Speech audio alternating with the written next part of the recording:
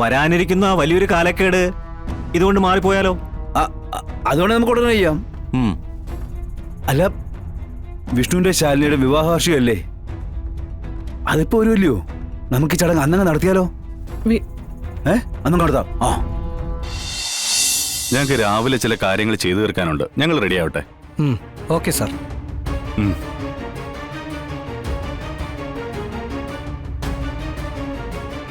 ഓ, എന്നാലും എന്തോ റെഡിയായിരുന്നു. സിനിമയിൽ കാണും പോലെ അല്ലായിരുന്നോ?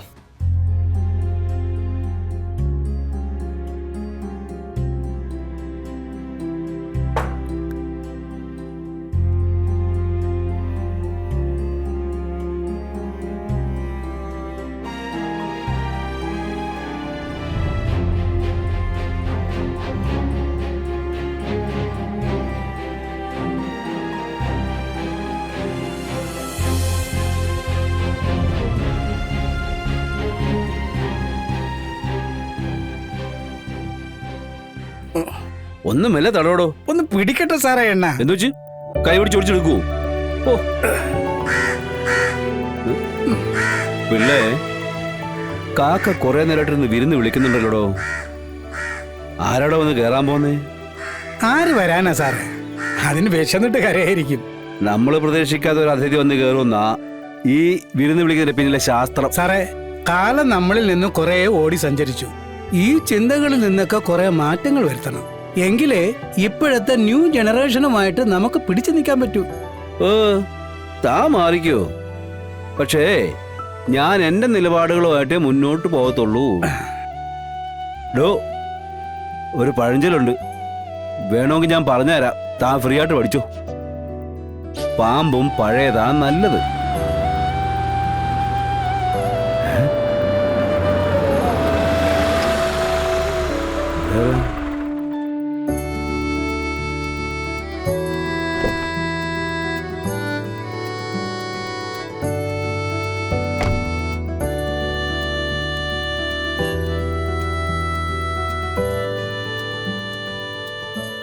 എന്താടോ നായരെ, തനിക്ക് എന്നെ കണ്ടിട്ട് മനസ്സിലായില്ലേ?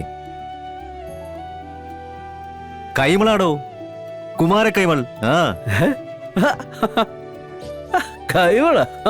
ഇയാള് കൊള്ളാം. എടോ, താൻ ആളായി അങ്ങ് മാറിപ്പോയല്ലോ. ബാംഗ്ലൂർ അല്ലേടോ.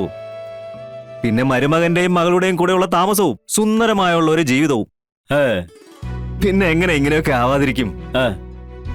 താൻ വേണമെങ്കിൽ എന്റെ കൂടെ പോന്നോ, തന്നെ ഇതിലും മിടുക്കനാക്കി തരാം.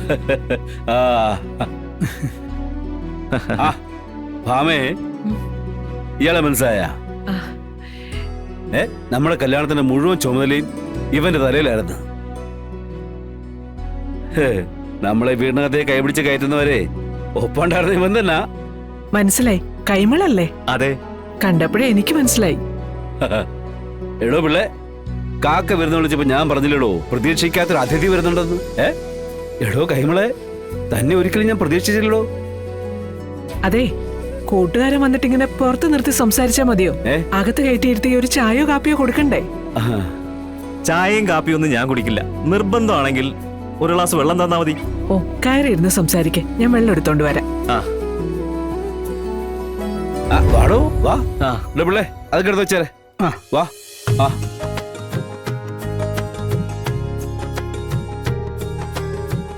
ഇരിക്കെ.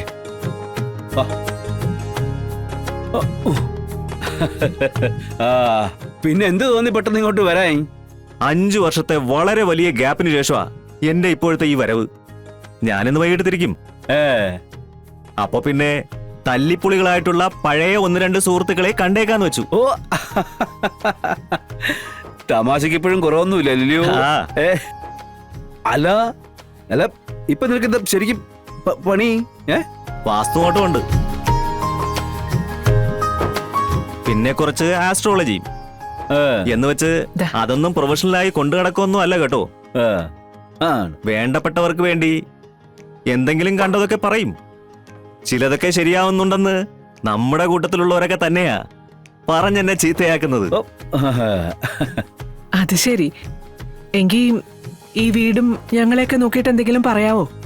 നിങ്ങളെപ്പോലെ ഇത്രയും സ്വരുമയും പരസ്പര വിശ്വാസവും സ്നേഹവും ഉള്ളവരെ കുറിച്ച് ഞാനിപ്പോ എന്തു പറയാനാ? ആ എന്നാലും ചെറിയൊരു സ്ഥാനചലനം ഞാൻ ഈ വീട്ടിൽ കാണുന്നുണ്ടല്ലോ. വീട് വിട്ട് മാറി നിൽക്കുന്നതോ വീടിനെ തനിച്ചാക്കുന്ന രീതിയിൽ അങ്ങനെ എന്തെങ്കിലും നടന്നിട്ടുണ്ടോ? ആ, ശരിയാ.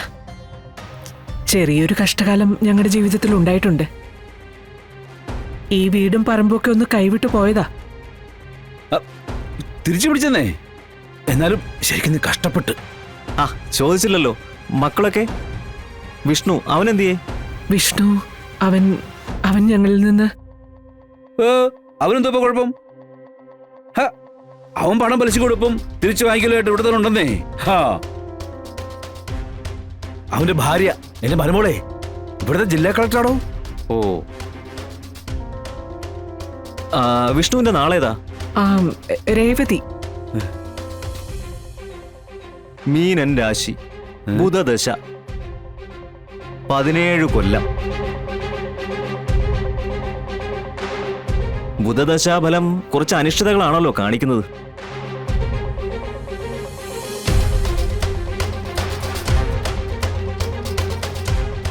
വാക്കുദോഷവും മനോദുഃഖവും സ്ഥാനഭ്രംശവും ഉദ്യോഗഭംഗവും സ്വജനവിയോഗവും സത്കർമ്മങ്ങളിൽ വിഘ്നവും മനോവ്യാധിയും കളത്ര സന്താന സുഖക്കുറവുകളും കാണിക്കുന്നുണ്ടല്ലോ. ഭാര്യയും മക്കളുമായി വിഷ്ണു ഒരുമിച്ച് തന്നെയാണോ കഴിയുന്നത്? അത് പിന്നെ അവൻ പിന്നല്ലാതെ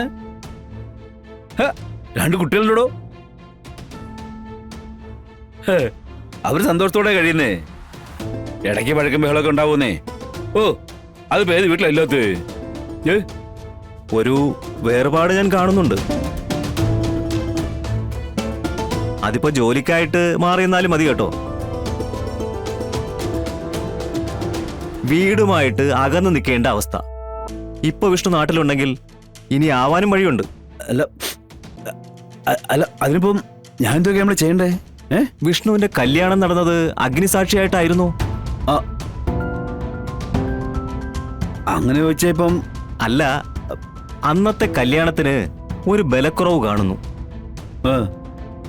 പറ്റുമെങ്കിൽ രണ്ടുപേരെയും കൊണ്ട് പരസ്പരം ഒരു മാല ഇടിക്കണം.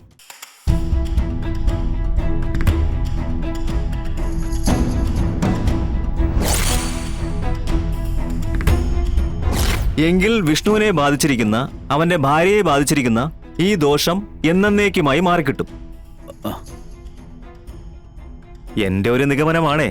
2 മാല വാങ്ങി വിളക്കിന് മുന്നിൽ നിന്ന് ചടങ്ങ് നടത്തുന്നു. ഒന്ന് ചെയ്തു നോക്ക്. വരാനിരിക്കുന്ന വലിയൊരു കാലക്കേട് ഇതുകൊണ്ട് മാറിപ്പോയാലോ? അതുകൊണ്ട് നമുക്ക് ഉടനെ ചെയ്യാം. അല്ല, വിഷ്ണുവിന്റെ ശാലിനിയുടെ വിവാഹവാർഷികമല്ലേ? അതിപ്പോ വരുമല്ലോ. നമുക്ക് ചടങ്ങ് അന്നങ്ങ് നടത്തിയാലോ? അന്നും നടത്താം.